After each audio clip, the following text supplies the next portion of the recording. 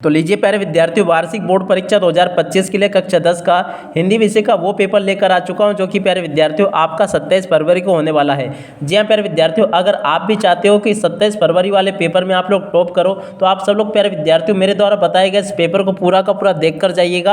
और इस पेपर में जो क्वेश्चन आंसर मैं आपको बता रहा हूँ ना, इन सभी क्वेश्चन आंसर को आप लोग अच्छे प्रकार से याद कर लो, क्योंकि देखो प्यारे विद्यार्थियों पूरा का पूरा पेपर आपका जिस प्रकार से मैं आपको बता रहा हूँ ना, इसी प्रकार का पेपर आपका बनकर आया है। और देखिएगा प्यारे विद्यार्थियों, यहाँ पर मैं आपको बता दूं, लगातार मैं आप सब लोगों की तैयारी करवा रहा हूं और आपकी तैयारी के लिए प्यारे विद्यार्थियों देखिएगा, हिंदी विषय के मेरे द्वारा आपको 4 सेट पेपर उपलब्ध करवाए गए हैं। और अगर आप लोग चारों सेट पेपर को अच्छे से देख लेते हो, सेट ए को देख लेते हो, बी को देख लेते हो, सी को, डी को देख लेते हो ना, तो पूरा का पूरा क्वेश्चन पेपर प्यारे विद्यार्थियों आपका उसी में से बनकर आया है। एक भी क्वेश्चन इसमें से आपका बाहर नहीं गया है। इसलिए प्यारे विद्यार्थियों आप सब लोग इन 4 सेट पेपर को अच्छे से देख लो और पूरी की पूरी तैयारी कंप्लीट कर लो। तो देखिएगा प्यारे विद्यार्थियों, इस प्रकार का पूरा पेपर है, आप सब लोग इसको देख लीजिएगा। वार्षिक बोर्ड परीक्षा 2025 के लिए पेपर है जो कि देखो 27 फरवरी का है। 27 फरवरी को बिल्कुल इसी प्रकार का पेपर आपको परीक्षाओं में देखने को मिलेगा।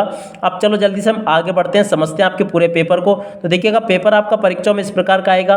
हाई स्कूल मुख्य परीक्षा वर्ष 2025 का पेपर है जो कि हिंदी विषय का है, जिसमें टोटली देखिएगा 3 घंटे का समय आपको दिया जाएगा और देखो 75 नंबर का पूरा पेपर होगा।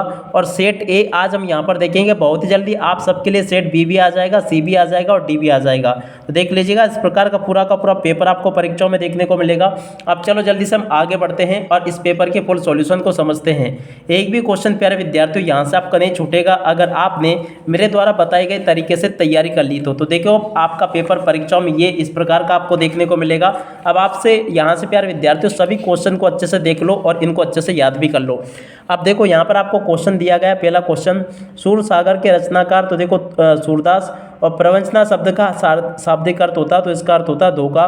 और करुण रस का स्थायी भाव आपका शोक हो जाएगा। और उसके बाद में देखो अगला क्वेश्चन, शहर के मुख्य चौराहे पर नेताजी सुभाष चंद्र बोस की प्रतिमा लगवा दी गई, किसके द्वारा? प्रशासनिक अधिकारी के द्वारा लगवा दी गई। दशानंद में समास होता तो देखो दशानंद में बहुब्री समास होता है। और भोलानाथ का असल नाम था तो देखो तारकेश्वर नाथ था। देख सकते हो यहाँ तक के सभी क्वेश्चन के आंसर मैंने आपको बता दिए। अब देखो इसके बाद में आगे आपके पेपर में क्वेश्चन इस प्रकार से पूछे जाएंगे। देखिएगा यहाँ पर आपको जोड़ी दी गई है, तो देखो जोड़ी का मिलान कैसे करना है। संस्कृति की जोड़ी मिल जाएगी आपकी बदंत आनंद कोसैन से। कन्यादान की जोड़ी का मिलान ऋतुराज से।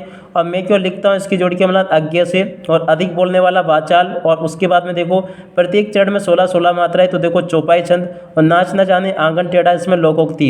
इस प्रकार से आप लोग देख लो इसको और पूरा का पूरा समझ लो। अब इसके बाद में देखिएगा प्यारे विद्यार्थियों, यहाँ पर आप सब लोग सत्य सत्य को भी देख लो। सत्य आपके पेपर में परीक्षाओं में इस प्रकार से पूछे जाएंगे। देखिएगा पहला क्वेश्चन पूछा है, सूरदास वल्लभाचार्य जी के शिष्य थे, सत्य होगा।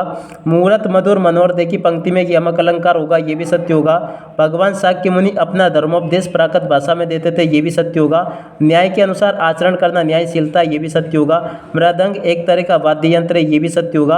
और इसके बाद में इस प्रकार के क्वेश्चन को देख लीजिएगा। और देखो प्यारे विद्यार्थियों, ये वाला जो क्वेश्चन है ना, ये हट चुका है। अब इसको आपको याद करने की कोई आवश्यकता नहीं है, ठीक है।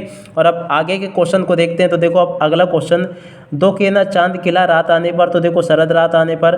लेखक स्वयं प्रकाश जी का जन्म में हुआ, कहाँ पर हुआ? इंदौर में। और अब अगला क्वेश्चन, ये फादर कामिल बुल्के वाला, ये भी हट चुका है। इसको भी आपको याद करने की अब आवश्यकता बिल्कुल भी नहीं है, ठीक है।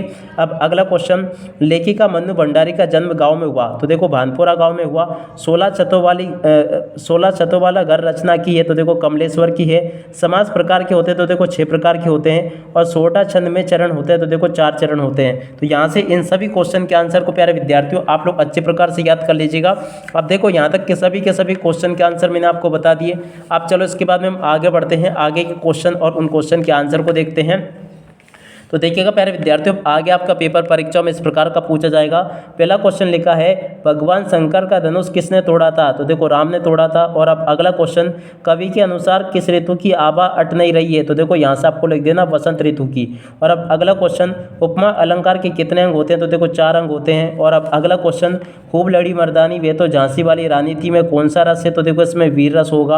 और अब अगला क्वेश्चन, जो शब्द सबसे कम समझ में आते हैं और जिनका उपयोग होता है सबसे अधिक उन्हें क्या कहते हैं, तो देखो इनको कहते हैं सभ्यता और संस्कृति। यहाँ से आप लोग देख कर लिख दो।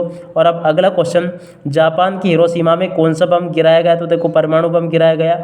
और अब अगला क्वेश्चन, अब चला जाए किस प्रकार का वाक्य, तो देखो सरल वाक्य है। इस प्रकार से इन क्वेश्चन के आंसर को आप लोग याद कर लो। अब इसके बाद में चलो आगे के क्वेश्चन और उन क्वेश्चन के आंसर को देखते हैं। देखिएगा प्यारे विद्यार्थियों, अब आगे आपके पेपर में क्वेश्चन पूछा गया, छायावादी काव्य की कोई दो विशेषता आपको बतानी है। तो चलो प्यारे विद्यार्थियों, आपको मैं छायावादी काव्य की दो विशेषताएं बताता हूं, ताकि प्यारे विद्यार्थियों आप सब लोग अपनी परीक्षाओं के लिए इनको अच्छे से याद कर सकें। देखिएगा प्यारे विद्यार्थियों, प्रश्न नंबर 6 में जो क्वेश्चन पूछा गया ना, इस क्वेश्चन के आंसर को यहाँ से याद कर लेना है, बिल्कुल आपके पेपर में परीक्षाओं में जरूर पूछा जाएगा। प्रश्न नंबर 6 का उत्तर आपको ये दिया गया है, और 6 के बाद में देखो 6 के अत वाले क्वेश्चन का उत्तर आपको ये दिया गया है, इसको भी आप लोग देख लो और अच्छे से इसको याद कर लेना, ठीक है। और उसके बाद में देखो प्यारे विद्यार्थियों, अगला क्वेश्चन, उद्धव के व्यवहार की तुलना किससे की गई है, तो देखो प्यारे विद्यार्थियों, इस क्वेश्चन के आंसर को यहाँ से देखकर लिख दो। उद्धव के व्यवहार की तुलना किससे की गई है, पूरा का पूरा आंसर बता दिया मैंने आपको। और लक्ष्मण ने वीर योद्धा की क्या क्या विशेषता बताई है, तो देखो इस क्वेश्चन के आंसर को भी यहाँ से देख लो और इसको अच्छे से याद कर लो, ठीक है। और अब अगला क्वेश्चन प्रश्न नंबर 8, तो देखो यहाँ पर आपको क्वेश्चन दिया गया, तुलसीदास अथवा जयशंकर प्रसाद जी की काव्यगत विशेषता आपको बतानी है। देखिएगा प्यारे विद्यार्थियों, तुलसीदास अथवा जयशंकर प्रसाद जी की काव्यगत विशेषता यहाँ से देखकर लिख देना। ये लिखिए काव्यगत विशेषता, आप लोग अच्छे से याद कर लो। जयशंकर प्रसाद की काव्यगत विशेषता ये दी गई, इनको भी आप लोग अच्छे से याद कर लेना। यहाँ तक के सभी क्वेश्चन के आंसर मैंने आपको बता दिए। और अब अगला क्वेश्चन प्रश्न नंबर 9, महाकाव्य और खंडकाव्य में तो कोई दो अंतर, तो देखिएगा प्यारे विद्यार्थियों, महाकाव्य और खंडकाव्य में दो अंतर यहाँ से देख लो। ये प्रश्न नंबर 9 में आपको क्वेश्चन बताया गया है। और उसके बाद में देखो अथवा में आपसे क्वेश्चन पूछा जाएगा, आचार्य विश्वनाथ के अनुसार काव्य की परिभाषा। तो देखिएगा प्यारे विद्यार्थियों, आचार्य विश्वनाथ के अनुसार काव्य की परिभाषा यहाँ से याद कर लेना। और अब अगला क्वेश्चन पढ़ते हैं, प्रश्न नंबर 10 जो कि पूछा गया है, अनुप्रास अलंकार की परिभाषा। तो देखिएगा प्यारे विद्यार्थियों, अनुप्रास अलंकार की परिभाषा यहाँ से याद कर लेना और हास्य रस की परिभाषा को यहाँ से याद कर लो। और उसके बाद में देखो अगला क्वेश्चन, नाटक और एकांकी में अंतर। तो देखिएगा प्यारे विद्यार्थियों, नाटक और एकांकी में अंतर यहाँ से देख लो, ये बता दिया मैंने आपको। और उसके बाद में देखो अगला क्वेश्चन प्रश्न नंबर 12, नेताजी सुभाष चंद्र बोस की मूर्ति को देखकर लेखक के मन में कौन सी कमी खटकी। प्रश्न नंबर 13 जो पूछा गया ना, इस क्वेश्चन का आंसर ये लिखा है, इसको पूरा का पूरा देख लो और अच्छे से इसको याद भी कर लेना। और इसका अत वाला क्वेश्चन जो कि वेरी वेरी मोस्ट टाइम की है, बिल्कुल आपके पेपर में आएगा, भगत की पुत्रवधु उन्हें अकेला क्यों नहीं छोड़ना चाहती थी। देखो इस क्वेश्चन के आंसर को पूरा का पूरा देख लेना और इसको अच्छे से याद भी कर लेना है, बिल्कुल आपके पेपर में परीक्षाओं में छापा गया है। और उसके बाद में देखो आगे बढ़ते हैं, अगले क्वेश्चन को पढ़ते हैं।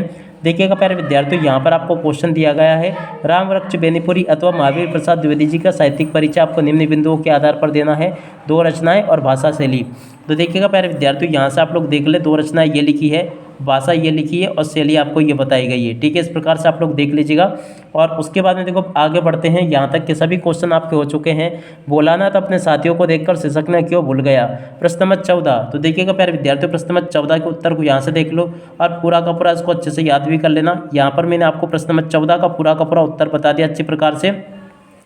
और उसके बाद में देखो प्रश्न नंबर 15 को देखते हैं कि 15 में आपसे क्या क्वेश्चन पूछे जाएंगे। प्यारे विद्यार्थियों, यहाँ पर मैं आपको सभी के सभी क्वेश्चन के आंसर बता रहा हूँ, एक भी क्वेश्चन प्यारे विद्यार्थियों यहाँ से आपका नहीं छूटेगा। देखिएगा प्रश्न नंबर 15, निम्नलिखित मुहावरों का अर्थ लिखकर वाक्य में प्रयोग कीजिए। तो देखिएगा प्यारे विद्यार्थियों, आपको इन मुहावरों के अर्थ लिखकर वाक्य में प्रयोग करना है। आप सब लोग इनको अच्छे से देख लें और पूरा का पूरा इसको समझ लीजिएगा, ठीक है ना। प्रश्न नंबर 15 का उत्तर ये दिया गया है और 15 के अत वाले क्वेश्चन का उत्तर को प्यारे विद्यार्थियों यहाँ से देख लीजिएगा। प्रश्न नंबर 16 में प्यारे विद्यार्थियों देखिएगा, आपसे क्वेश्चन पूछा जाएगा अतिशयोक्ति अलंकार की परिभाषा। और देखिएगा प्यारे विद्यार्थियों, यहाँ से आप लोग अतिशयोक्ति अलंकार की परिभाषा को देख लो, ठीक है। और बाकी जो इसका अत वाला क्वेश्चन है ना, ये तो हट चुका है। अब आपका दोहा और चौपाई छंद पूछा जाएगा, तो इसको याद नहीं करना आपको। संधि और समास में अंतर जरूर आप लोग याद कर लेना। देखो संधि और समास में अंतर ये दिया गया आपको, ठीक है। तो यहाँ से आप लोग संधि और समास में अंतर को भी अच्छे से याद कर लेना, ये भी बता दिया मैंने आपको। और अब अगला क्वेश्चन, वाच्य की परिभाषा। तो देखिएगा प्यारे विद्यार्थियों, वाच्य की परिभाषा यहाँ से देख कर लिख देना।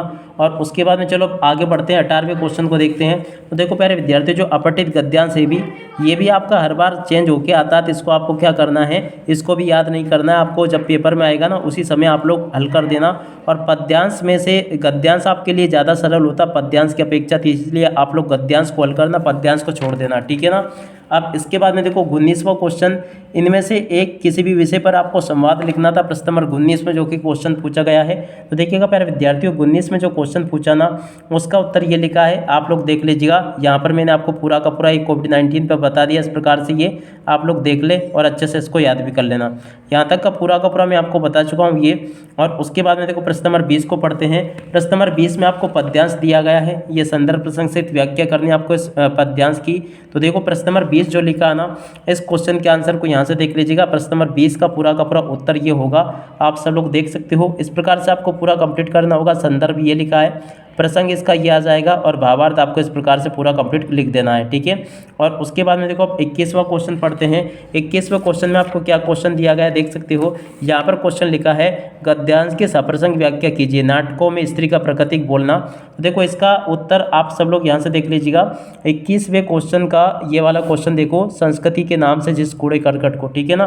तो इसका उत्तर यहाँ से देख लो, ये लिखा, संदर्भ इस प्रकार से कंप्लीट करना है, प्रसंग ये हो जाएगा और व्याख्या इस प्रकार से आपको लिख देनी है, ठीक है। और उसके बाद में देखो प्रश्न नंबर 22 की बात करते हैं। लाउड स्पीकर बंद करने का निवेदन करते हुए जिले के जिलाधीश महोदय को एक आवेदन पत्र आपको लिखना। प्रश्न नंबर 22 में जो कि क्वेश्चन पूछा गया है। तो देखिएगा प्यारे विद्यार्थियों, यहाँ से आप सब लोग इसको देख लें अच्छे प्रकार से। सेवा में श्रीमान जिलाधीश महोदय, इस प्रकार से आपको लाउड स्पीकर बंद करने हेतु आवेदन पत्र लिख देना। पूरा का पूरा मैं बता चुका हूँ यहाँ पर, ठीक है। और उसके बाद में देखो इसकी अतवाले क्वेश्चन के आंसर को यहाँ से देख लो, ये भी मैं आपको बता चुका हूँ पूरा का पूरा। तो इसको भी आप लोग कंप्लीट कर लेना, ठीक है। और उसके बाद में देखो प्रश्न नंबर 23 को पढ़ते हैं। निम्नलिखित में से किसी भी एक विषय पर आपको 120 शब्दों में अनुच्छेद लिखना है। तो देखिएगा प्यारे विद्यार्थियों, प्रश्न नंबर 23 को यहाँ से देख लो। ये प्रश्न नंबर 23 का पूरा उत्तर दिया गया है, तो आप लोग इसको देख लीजिएगा और अच्छे प्रकार से इसको हल भी कर लो। यहाँ पर मैं आपको पूरा का पूरा बता चुका हूँ। उम्मीद करता हूँ कि यहाँ तक के सभी क्वेश्चन के आंसर मैंने आपको जिस प्रकार से बताए हैं उसी प्रकार से आपको समझ में भी आ जाएंगे। अब इसी के साथ में इस वीडियो को यहीं पर पूरा करते हैं। नमस्कार, जय हिंद, जय भारत।